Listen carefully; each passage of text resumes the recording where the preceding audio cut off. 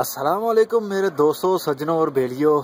मैं हूं इजहार अहमद और वेलकम करता हूं आपको किचन गार्डनिंग चैनल पर। और साथ में उम्मीद भी रखता हूं कि आप सब लोग खैरियत से होंगे, फिट फाट होंगे, अच्छे से कामों में खूब अच्छे से बिजी भी होंगे और आपकी लाइफ वो अच्छे से चल रही होगी। आपकी जॉब और आपकी स्टडी और आपके बच्चों की स्टडी, आपके बच्चों की लाइफ और आपके घर वालों की लाइफ खूब अच्छी चल रही होगी। बीमारियां अगर आपको लगी थी तो वो ख़त्म हो गई होंगी, आप हेल्दी होंगे, अच्छी सेहत हो गई होगी आपकी। और मेरे लिए भी दुआ किया कीजिए, क्योंकि आजकल मेरे ज़रा डाइजेस्टिंग प्रॉब्लम हो गई है। मेरे पेट में लूज मोशन लग गए हैं और पेट में दर्द भी है, लेकिन आज कुछ बेटर फील कर रहा हूँ। मैं मेडिसिन ले रहा हूँ 2 दिन से और 2 दिन मुझे डॉक्टर ने टीका भी लगा दिया।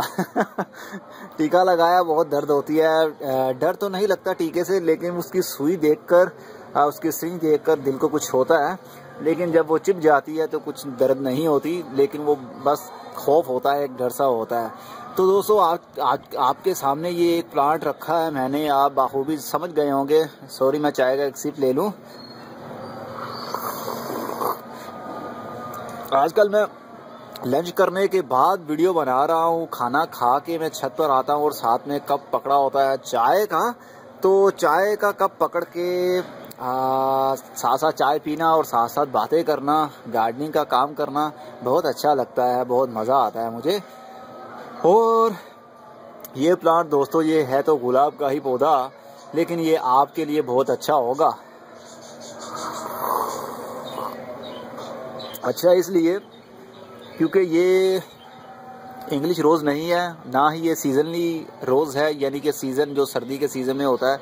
ये 12 मंथ चलने वाला, ये ऑल राउंडर 360 एंगल पर, यानी कि 2400 घंटे और 12 महीने चलने वाला प्लांट है। इसको फूल लगते ही रहते हैं, चाहे गर्मी हो, चाहे सर्दी हो, चाहे बहार हो, तो चाहे पतझड़ का मौसम हो, इसको फूल लगते रहते हैं। इसके फूल जल्दी नहीं झड़ते, यानी कि फूल पर फूल आता ही रहता है।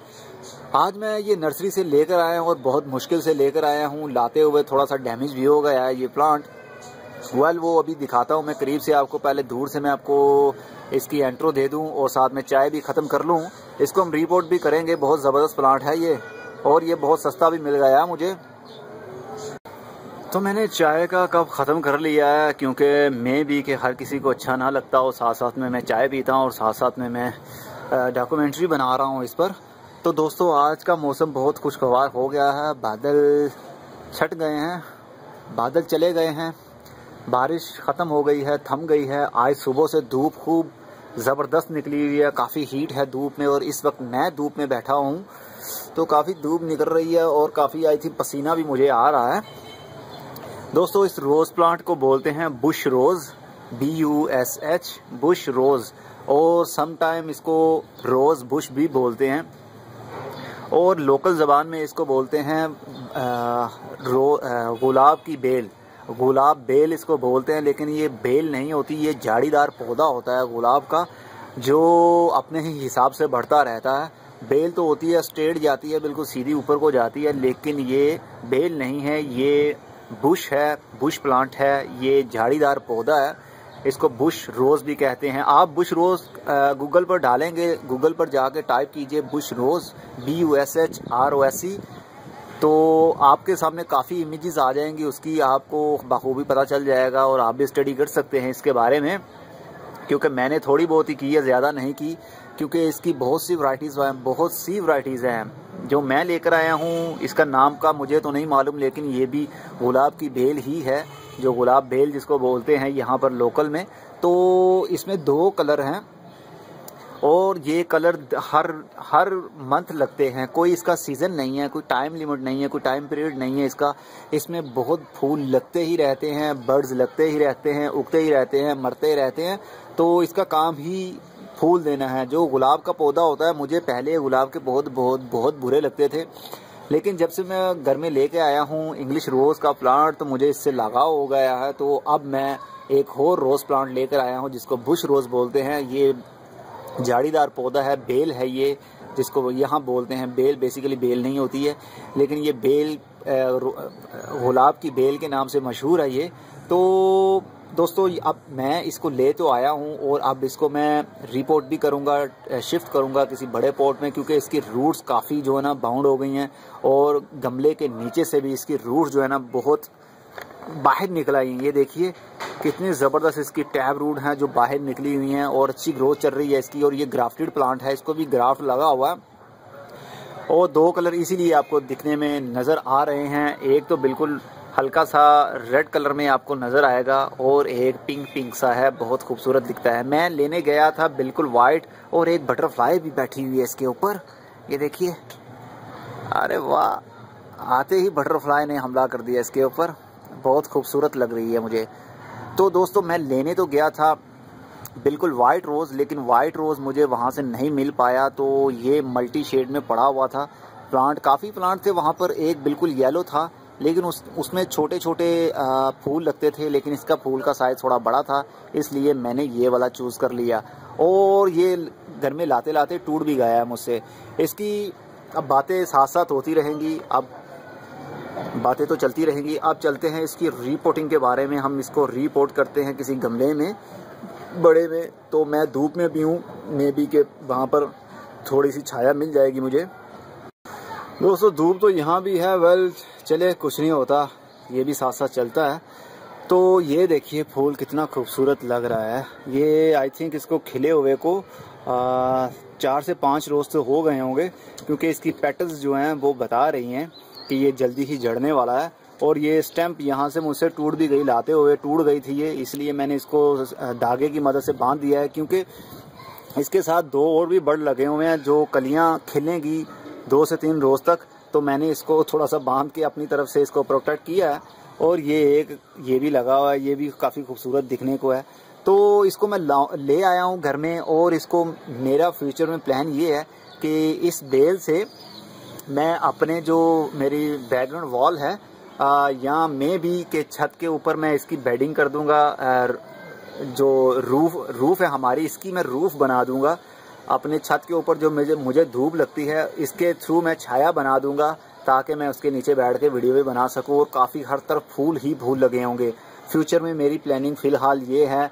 तो अब चलते हैं, पता नहीं मुझसे इसकी ग्रोथ हो पाएगी सही से कि नहीं हो पाएगी, लेकिन मैं ले तो आया हूँ। अब मैं ले आया हूँ तो जाहिर है सीखता भी रहूँगा, साथ साथ step by step day by day मैं लर्न भी करता रहूँगा, इसके बारे में स्टडी मुझे मिलती रहेगी।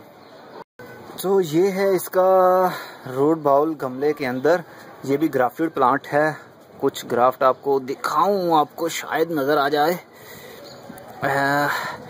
ये देखिए दोस्तों, इस एरिया से ये वाला एरिया हो जाए क्लियर, ये वाला एरिया यहाँ से इन्होंने ग्राफ्ट किया हुआ है इसको। तो अब ये जो स्टेम्प है यहाँ से पूरा, आई थिंक ये जो है ये भी ओल्ड है, शायद ये वाला एरिया जो है ये, सॉरी हो जाए क्लियर मेरा कैम भी ना, बस ये आई थिंक पूरा यहाँ से इस एरिया से ग्राफ्ट किया हुआ है इन्होंने। तो ऊपर से जो भी स्टेम्प निकल रही है वो सारे के सारे यही है। ये देसी रोज़ ही इसको बोलेंगे, देसी रोज़। देसी रोज़ वो होता है जो 12 महीने आपके माहौल में धूप हो या छाँव हो, बारिश हो या ख़ज़ा का मौसम हो, जो भी मौसम हो वो फूल देता रहता है, तो उसको बोलते हैं देसी रोज़। तो ये स्टेम्प टूट गई थी मुझसे। ये देखिए मैंने कुछ तिनका इसके साथ यहाँ से इसको बांध दिया है और साथ में धागे की मदद से इसको कवर करने की कोशिश की है। ये देखिए इस एरिया से बेंड हुआ है, तो ये टूट गया है मुझसे। तो कोई बात नहीं, मैं चाहता था पहले मैं वीडियो बना दूं, फिर बाद में टूट भी जाए तो कोई गम नहीं है, मैं आपसे शेयर कर लूं ताकि ये वाला पौधा आपको भी अच्छा लगे और आप भी ले आइए इसको। और इसकी रूट्स आप देखिए, रूट्स कितनी इसकी प्रोड्यूस हो गई हैं, पोर्ट के बाहर से निकल आई हैं। पोर्ट के जो नीचे ड्रेनेज होल होता है वहाँ से भी बाहर निकल आई हैं। कितनी ज़बरदस्त इनकी ग्रोथ है, ये देखिए कितनी मोटी मोटी रूट है इसकी और अच्छे से इसकी ग्रोथ चल रही है। हाँ, मैं अब इसको काट डालूंगा क्योंकि मैं रूट्स को, ऐसे टैप रूट्स को बैक पर नहीं वापस नहीं ले जा सकता, क्योंकि होल जो है इतना बड़ा नहीं होता जिसमें से ये निकल जाए। तो सबसे पहले मैं इसको काटता हूँ। अब मैं भी कि ये फूल भी शायद टूट जाएं। ये देखिए दोस्तों, अब मैं इसको टूल की मदद से पहले तो इसकी जो रूट्स है ना उसको काटता हूँ।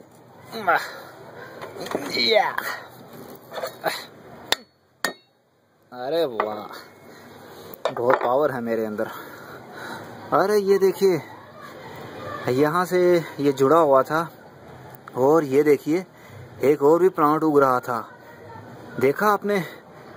वाह, ये भी है, ये देखिए, ये भी एक प्लांट उग रहा था। इसकी टैप रूट के थ्रू ही, हालांकि ये मिट्टी के अंदर भी नहीं था, मिट्टी से पॉट से बाहर निकल आया था, तो फिर भी ये प्लांट उग रहा था। वाह, बहुत ज़बरदस्त है ये ग्रोथ इसकी। अब मैं अगर चाहूँ तो इसको भी ग्रो कर सकता हूँ। इसको एज इट इज़ मिट्टी में मैं दबा दूँ, ये वाली साइड बाहर ही रखूँ, तो ये भी ग्रोथ स्टार्ट हो जाएगी। तो इसका मैं सोचता हूँ कुछ बाद में क्या करना है। फिलहाल तो अपना ये वाला प्लांट का ही हम कुछ करते हैं। तो जाइएगा नहीं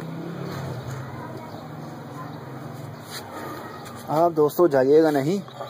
उसके लिए मैंने पॉट कुछ बड़े वाला लिया है, जैसे ये है, तो आपके सामने है, थोड़ा सा देख लीजिए आप भी कि कितना वो बड़ा है। आई थिंक 2 हिस्से बड़ा होगा ये पॉट, 2 हिस्से बड़ा पॉट है ये वाला। तो इसमें अच्छी से ग्रोथ चलेगी इसकी। इसमें पहले से ही मिट्टी पड़ी हुई है, काफ़ी ड्राई हो रही है मिट्टी, बालू मिट्टी ही है ये। तो अब इसको रूट बॉल को हमने निकालना है। निकालने का तरीका मैंने आपको बताया हुआ है। सबसे पहले अपने दोनों फिंगर को, ये जो वीड्स उगे हुए हैं ना, इसको उतार दिया करिए आप। जो फूलों वाले पौधे होते हैं उसके इर्द गिर्द या गमले के अंदर जड़ी बूटियां ना उगने दिया करें, नहीं तो वो सारी पावर सक कर लेती हैं। न्यूट्रिएंट्स जो होते हैं मट्टी के अंदर, जो फूलों ने लेने होते हैं, वो ये जड़ी बूटियां ले लेती हैं, इसलिए हम इनको उखाड़ देते हैं और बोनसाई में उगने देते हैं। बोनसाई क्योंकि बोनसाई को कम ही चांस होता है कि वो ज़्यादा फूलों वाले हों, ज़्यादा पत्तों वाले ही बोनसाई होते हैं। तो ऐसे में उनके ऊपर उगने दिया करिए, उनको मत उखाड़ा करें आप। अब मैंने इसको कुछ इस तरह से, ताकि ये एंकर हो जाएगा मेरे फिंगर्स के साथ, और मैं इसको उल्टा दूंगा, बल्कि उल्टा नहीं सकता क्योंकि इसके जो ब्रांचेस हैं वो बड़ी लंबी लंबी हैं। इसको ऐसे ही मैं फोर्स करता हूँ, ठोकर मारता हूँ। ये मेरी हैमर भी है, मैं दूसरी हैमर यूज़ नहीं करता क्योंकि उससे पॉट टूट सकता है। अब थोड़ा सा बॉटम पर भी मारेंगे ताकि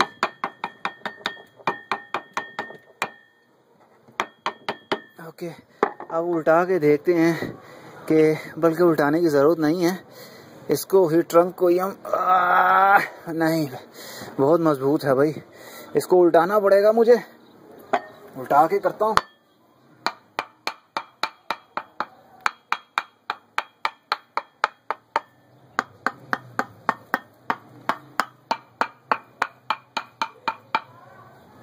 अरे बहुत, ये इसकी रूट्स जो हैं काफ़ी बाउंड हुई हैं। ओके दोस्तों, ये मैंने कुछ निकाल दिया है, ये देखिए। हाँ, ये पॉट देखिए अंदर से कितना साफ हो गया है। आप इसको ये देखिए, ये होल था जिसके अंदर से टैप रूट भी निकली हुई थी। इसको मैं दो साइड पे, और ये देखिए प्लांट आपके सामने। हाँ, इसकी जो टैप रूट है, हमेशा याद रखिएगा, जो रोज़ प्लांट होता है उसकी टैप रूट ज़्यादा बढ़ती है, और जो फीडर रूट होती हैं वो बहुत कम होती हैं। मीन के होती तो हैं लेकिन बहुत बारीक होती हैं, लेकिन इतनी ज़्यादा संख्या में, इतनी ज़्यादा तादाद में, इतनी ज़्यादा क्वांटिटी उसकी नहीं होती। उसका कैप्चा नहीं बना होता, मैप नहीं बना होता, स्पाइडर नहीं बना होता। लेकिन फिर भी ये देखिए काफ़ी रूट्स हैं इसकी, कम नहीं है। मैंने आपको हमेशा बताया है कि जो वाइट रूट आपको नज़र आए, इसका मतलब ये होता है कि आपके पौधे की ग्रोथ बहुत अच्छे से चल रही है। और जो ये डार्क ब्राउन कलर की आपको दिख रही हैं, ये ओल्ड रूट होती हैं। इसका मतलब है कि ये ऑलरेडी सर्वाइव तो कर रहा है, लेकिन न्यू रूट जनरेट नहीं हो रही है इसकी। लेकिन ये निशानी वाइट रूट की है कि ये इसकी ग्रोथ अच्छे से चल रही है और न्यू रूट्स भी इसकी निकल रही हैं। इसका मतलब है कि पौधा बहुत हैप्पी है इस मिट्टी के अंदर। और ये रही टैप रूट। हम इस टैप रूट को काट भी सकते हैं, लेकिन मुझे अभी कोई ज़रूरत नहीं है। मैं जिस पॉट में शिफ्ट करने वाला हूँ वो काफ़ी बड़ा है इस रूट बॉल के हिसाब से। तो जस्ट हमेशा की तरह थोड़ी सी हम मिट्टी इसकी ऊपर वाली साइड से थोड़ी सी झाड़ देंगे, ताकि ये देखिए इसकी भी टैब रूट है भाई, ये देखें। कोई बात नहीं, हम बढ़ने देते हैं इसको। और थोड़ा सा हमने नीचे से, ये ना बहुत काफ़ी जो है ना टाइट हुआ है जिस तरह बोल। ये देखिए इसके अंदर कोई एयर पॉकेट्स आपको नज़र नहीं आ रहा। ये है असल में सही फिक्सिंग, जो रॉकिंग ना करता हो, जो स्टेबल हो गमले के अंदर लगा हुआ पौधा, वो ये है। बिल्कुल टाइट है, इसकी रूट्स भी हैं और मिट्टी के अंदर ये बिल्कुल बाउंड हुआ है। एयर पॉकेट्स एक भी नज़र नहीं आ रहा मुझे, तो ये काफ़ी टाइट है। तो इसलिए मैं इस टूल की मदद से थोड़ी सी मिट्टी को उखाड़ देता हूँ ताकि थोड़ा सा नरम और सॉफ्टनेस पैदा हो जाए, ताकि जिस पॉट में हम शिफ्ट करने वाले हैं उस मिट्टी में जल्दी से जर्मिनेशन रूट्स की स्टार्ट हो जाएं। इसलिए हम इसको थोड़ा सा नरम कर देंगे। भाई टैब रूट तो काफ़ी मोटी है इसकी, दिल तो चाह रहा है इसका पूरा बॉल मैं ख़त्म कर दूं और जो टैब रूट है उसको अलग करूं, लेकिन नहीं। ये देखिए फंगस भी इसको खा रहा है। ये देखिए टैब रूट इसकी काफ़ी जो है ना ब्लैकिश हो रही है। तो कोई बात नहीं, अब हमारे पास आ गया है। नर्सरी में वो इसको कुछ देते तो हैं नहीं, जस्ट पानी देते रहते हैं, पता नहीं कब का बेचारा पड़ा होगा। ये देखिए फंगस इसको भी चढ़ा हुआ है। ये इसके ट्रंक लेवल पर आप देखिए ग्रीन मॉस है, ये फंगस है। गुलाब के पौधे पर फंगस मत आने दीजिए। और ये जो मॉस नज़र आ रही है आपको, ये मॉस भी ना आने पाए, क्योंकि ये फंगस होता है तो ये गुलाब के पौधे के लिए बहुत नुकसानदेह है। फंगस गुलाब के पौधे में सबसे बड़ी बीमारी फंगस की ही होती है, इसी के थ्रू पौधा मर जाता है। और फंगस हमेशा याद रखिए, ओवर वाटरिंग करने से फंगस पैदा होता है। जब मिट्टी हर वक्त नम रहती है, गीली रहती है ना, तब जो है ना फंगस अटैक करता है, पैदा हो जाता है फंगस। तो अब मैं इसको एज इट इज इसमें रखूँगा कुछ इस तरह से। सेंटर में मैं लगाऊंगा, शायद इस तरह टेढ़ा मैं कर देता हूँ ताकि इसका सेंटर पॉइंट खुद ही ये बना ले। कुछ इस तरह से कुछ ये बन गया। अब मैं बालू मिट्टी लेता हूँ और उसको भरता हूँ। यहाँ एक रोज़ पूरा बारिश हुई है बहुत ज़ोरों से, तो मिट्टी जो है वो मेरी नम हो गई है। बालू मिट्टी जो बैग में मैंने रखी हुई है वो ओपन एयर मैंने रखी हुई है, बाहर ही रखी हुई, तो बारिश उसके ऊपर होती रही तो ये काफ़ी जो है ना नम भी है, गीली भी है।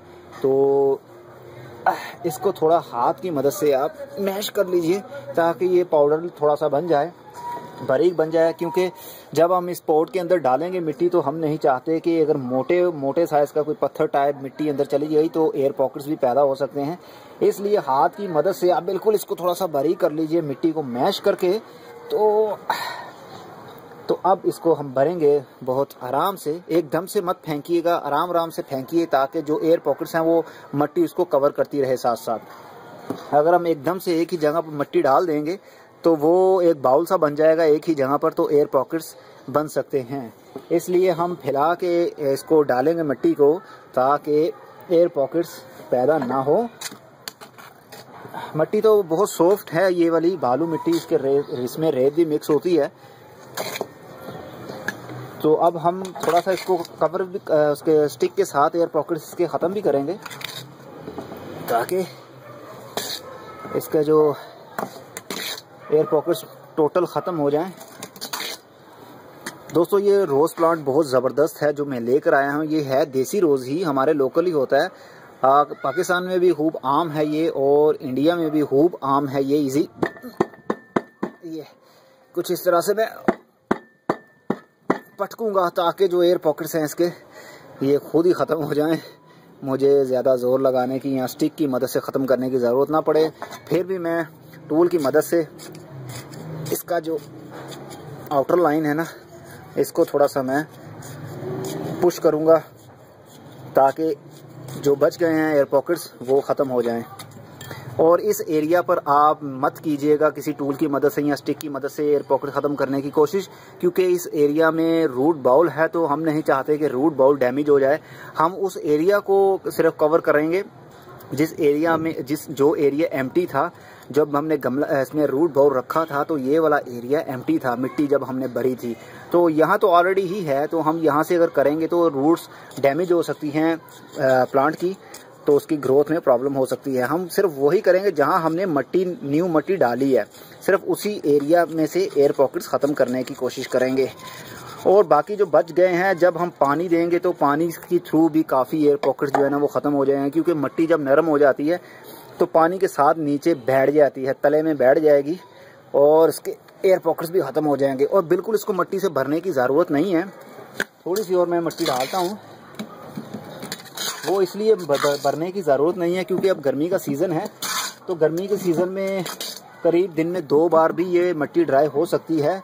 इसलिए पानी का थोड़ा सा स्टोरेज रखने के लिए हमें जगह एम्प्टी छोड़नी चाहिए, ताकि 10 से 15 मिनट के लिए पानी इसमें खड़ा भी हो जाए तो अंदर वाली मट्टी मॉइस्ट रहे, क्योंकि गर्मी के सीज़न में जो बहुत जल्दी ड्राई हो जाती है मिट्टी, इसलिए हमें थोड़ा सा गैप छोड़ना पड़ेगा ताकि पानी इसमें थोड़ा सा स्टोर हो। ये करीब 1 इंच मैंने छोड़ दिया है एरिया, और 1 इंच इसके अंदर पानी की स्टोरेज बन गई है, इसके अंदर पानी स्टोर हो सकता है। अब पानी का टाइम है, बट उससे पहले मैं कंपोस्ट का 1 से 2 चम्मच यूज़ करूँगा। दोस्तों, ये कंपोस्ट है पत्तों की ऑर्गेनिक कंपोस्ट, ये मैंने ड्राई करके सेव कर ली थी। अब मैं इसके अंदर यूज़ करता हूँ। ये आप गोबर भी यूज़ कर सकते हैं, गोबर की खाद भी यूज़ कर सकते हैं। थोड़ा सा कैमरा नीचे है, ये ठीक है, ओके। अब मैं इसके ऊपर स्प्रिंकल करता हूँ, चारों साइडों पर फैला देता हूँ, क्योंकि जिस नर्सरी से मैं लेकर आया हूँ, नर्सरी में कम ही होता है कि वो पौधों को कोई खाद वगैरह देते होंगे या गोबर की खाद देते होंगे। ये हमें घर में ही ला के करनी पड़ती है। इसलिए मैं चाहता हूँ कि अच्छे से इसकी ग्रोथ अब हो, क्योंकि मुझे अब लव हो गया है रोज़ प्लांट से भी, तो मैं चाहता हूँ ये जल्दी से जल्दी बढ़े और हर तरफ फूल ही फूल हों। और ये याद रखिए, ये वाले रोज़ प्लांट के अंदर खुशबू ना होने के बराबर होती है। जस्ट 100 में से 1% ही इसकी खुशबू होती है, बहुत धीमी सी, बहुत ही स्लोली, हल्की सी धीमी सी इसकी महक होती है। जैसे इंग्लिश रोज़ की होती है वैसे ही उसी टाइप की ये खुशबू होती है, धीमी धीमी सी। ओके, इसके ऊपर हमने स्प्रिंकल कर दिया है। अब थोड़ी सी मैं मट्टी और डालूंगा ताकि ये डिज़ोल्व हो जाए, यानी मिक्स हो जाए। थोड़ा सा मैं इसको हल्की सी गुड़ाई कर दूंगा। ये याद रखिए, गुड़ाई करते वक्त ख्याल ये रखा करें कि ज़्यादा डीपली ना जाने पाए। 1 इंच इनफ होता है गुड़ाई करने के लिए। अब हम ज़्यादा डीपली चले जाएंगे तो रूट डैमेज हो जाएंगी, इसलिए हम ज़्यादा नहीं करना चाहते। और मैं इस एरिया से नहीं करूँगा, मैं जस्ट उसी एरिया से करूँगा जिस एरिया पर हमने न्यूली मट्टी डाली है, न्यूली सॉइल डाली है, वहाँ से सिर्फ गुड़ाई करिए आप। बस इतना बहुत है, हल्का हल्का सा।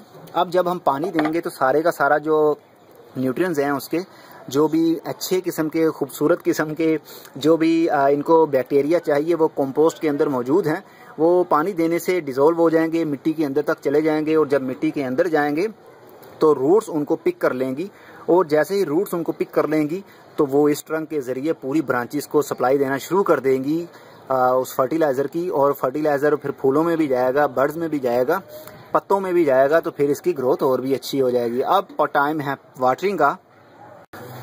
ओके, पानी किसी भी चीज़ से आप दे सकते हैं, ज़रूरी नहीं कि आप शावर की मदद से ही दें, क्योंकि शावर की मदद से पानी हम ज़्यादातर सीडलिंग को देते हैं, जो सीड लगाते हैं हम। तो ये सीडलिंग नहीं है, ये ऑलरेडी एक बना बनाया पौधा है। ये देखिए ऊपर से काफ़ी जो है ना ब्लैक हो गया है पानी। ये कंपोस्ट थी, कंपोस्ट काफ़ी बारीक थी। अच्छी किस्म की कंपोस्ट सबसे बारीक होती है, छोटे छोटे आइटम होते हैं और हर आइटम इंडिविजुअली काम करता है मिट्टी के अंदर। कोई भी बड़ा सा बॉल आपको दिख नहीं रहा होगा, ये सारा बारीक है, बारीक से बारीक। जैसे नमक होता है, ग्राइंड किया हुआ नमक होता है, चीनी जिस तरह ग्राइंड करते हैं, बिल्कुल बारीक आइटम हो जाता है। उसको अगर हम उंगली पर रख के स्क्रब करने की कोशिश भी करें तो स्क्रब भी नहीं होता, वो बिल्कुल मुलायम होता है, बिल्कुल स्मूथ किस्म का पाउडर होता है। इस तरह की कंपोस्ट बन जाती है सॉफ्टली। एक बार अच्छी तरह से पानी आप दीजिए, ताकि 2 मरतबा पानी देंगे। अब 1 मरतबा ये सक कर लेगा सारा पानी, स्टोरेज इसके अंदर हो जाएगी। उसके बाद फिर से हम एक बार पानी देंगे, ताकि पूरे का पूरा पोट जो है 1 मरतबा भीग जाए, और जितनी भी इसको ज़रूरत है पानी की ये ले ले अपना प्लांट। और अब आपको प्लांट का इफेक्ट्स दिखाता हूँ मैं कुछ यूँ।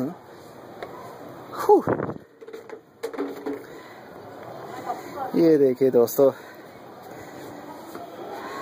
काफ़ी बड़ा साइज़ का मैं ले आया हूँ, और ये मैं बताऊँ कितने का लाया हूँ, आप परेशान हो जाएंगे सुन के। अब आपके माइंड में क्या होगा, जल्दी से सोचिए। कोई सोच रहा होगा ये 500 का है, कोई सोच रहा होगा 4 का, कोई सोच रहा होगा 350 का, और कुछ शायद इससे भी अबव सोच रहा हो सकता है 700 या 800 रुपये का। लेकिन ये बहुत सस्ता मैं लेकर आया हूँ, बना बनाया। इसकी एज आई थिंक 1 साल से ज़्यादा होगी, शायद 1.5 से 2 साल की एज है इस प्लांट की। और ये था 120 रुपीज़ का, 120 रुपये का।